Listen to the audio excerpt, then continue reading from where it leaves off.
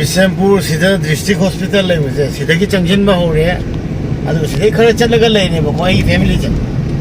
आबदि आई बुगा अदुगा हजिकी दादागी बुगा एक मासे बनाउ ने खोगी पाउनो इमुं साइदा अखोय जने लौसिंदोरे मैम से you're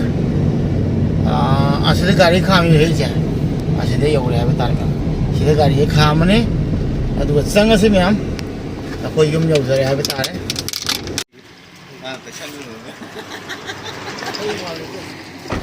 Mau cái tani,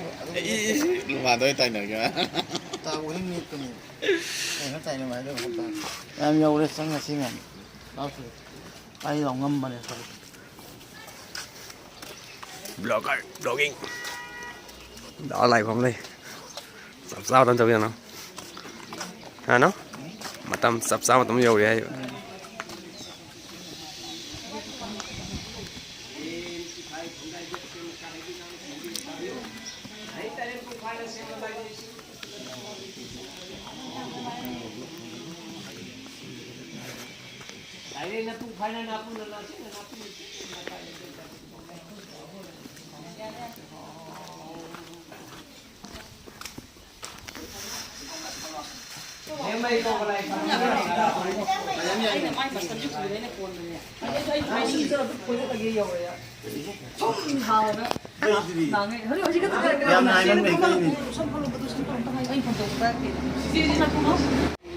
Mana?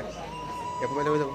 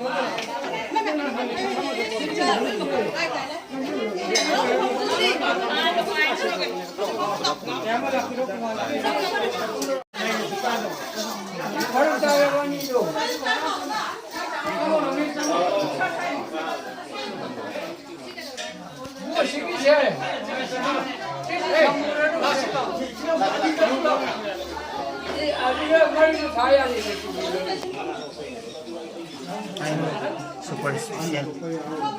Ayo super spesial. Ayo spesial loh ini apa tuh? Apa aja sih?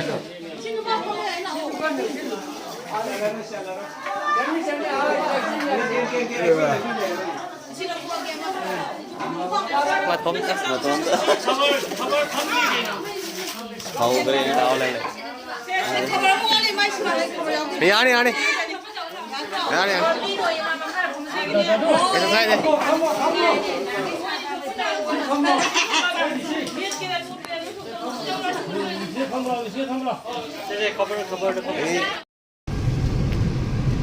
Usop चाबो लोयरगा हुजिकना मालोमदगी आइगी इबाइना नाक्तन कोयबा पुथोरै सी लंबी से कई कौया खुजमान लंबी को बिशेमपुर याम नुंगाय मफम से अदुगा फार्मिंग से हम तौवे अखो वेजिटेबल की नत्रै भाई वेजिटेबल प्रोडक्शन याम वांगवा जानि सोमदगी अदुम लंबी मपान उबा कानदसु उबा फंगी याम नुंगाय अदुगा सोमदा इबाई की मचानुपा अबुंगो हाय तौरो अबुंगो स्कूल लमिंग दो कई बा माजे हनक याम वांगम्मे याम सांगम्मे हाइबो तारे चाही अमन की गेप ता ngang गई जे बक बक बक बक वांगे ते भाई अखोई चिसे ngang ले तो चाक चा तोकपगी अखोई चिसे अखोई सिंगी क्वा साना बगी क्वा मनि पाइ खनि ऐसे चानी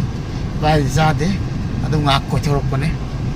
अदुगा खुइजमान लंबी हाइफेदं उलके को मैम खंगबो यावदि कमेंट तौबिरो सिने मैम खुइजमान लंबी से मैम खंगबो सोइदा यावनरमगनि आइदि लाकथोकदं लाकपनि बाइना कोइ थोरपै सि लंबी जा याम नुंगा याम इंचिए उ खोंनांग मखादगा फक्का थागा हिफावो याम नुंगा आमगदो माल सिदगी थोकले सिदगी थोकलागा अखोइ होजिक डाइरेक्ट बिशेमपुर की मेन रोड तो तारे को मैम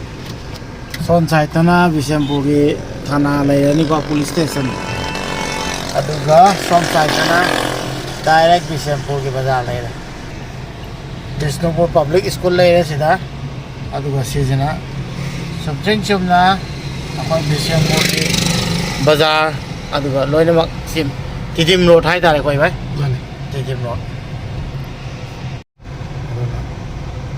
सेने याम होंबो कौदे कैथेलदी अदम सारि माने न होजिक सारिने होजिक तो सागलिने कुइरे इमा कैथेल समाय सम उराबने आइना उरकपतगी को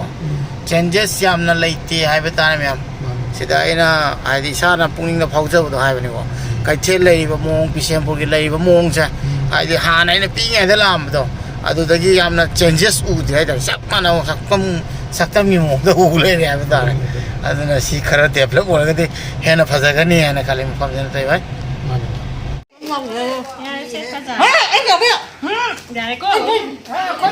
nong sidra se sona ma chawbi le re kwa sari kana somda lokhai ne le re ai nong sirbai se biton le re se te akhoi ne han yam pulamni ado hujik ma mo we be dai thausabi dre masagi nu pa masagi nu pi ya ma ya ngang sing khonai ngai da ma akhoi da ma tam lai tre aduga akhoi gi fitness king akhoi che dam ha ma fitness jam maintain do ja bani hanak noi khat pa yam ikai bani ma se kai gi kai nam dai u ne kari gi ne kai dam dang hai u ne kwao ma gi akhoi gi chak cha tok pai ngak dang kwao mi aduga som na ai gi yam na nuk sire ba friend ya na gi aduga mau ga si thengare yam na loksin bi dana ma ga si senior oi ba tare myam rakta sahi ke si yam jau ja ma natte aduga som da lai sena ko ning thogong de yam na nuk sire bai thai ma pukham na samane khup yam hai nei adu samane ut pa tane mai ma sakse sore galo ne australia moi jai video de toy ni yeng bi hai aduga ai la kan na de ajana pau khong na bangam de moi yam ikai gale sana ji se yang ang king ni oi pipi hai da ro som da pipi hai da ro maya gitu di, hoi, abungo hai, mau kana chips sari.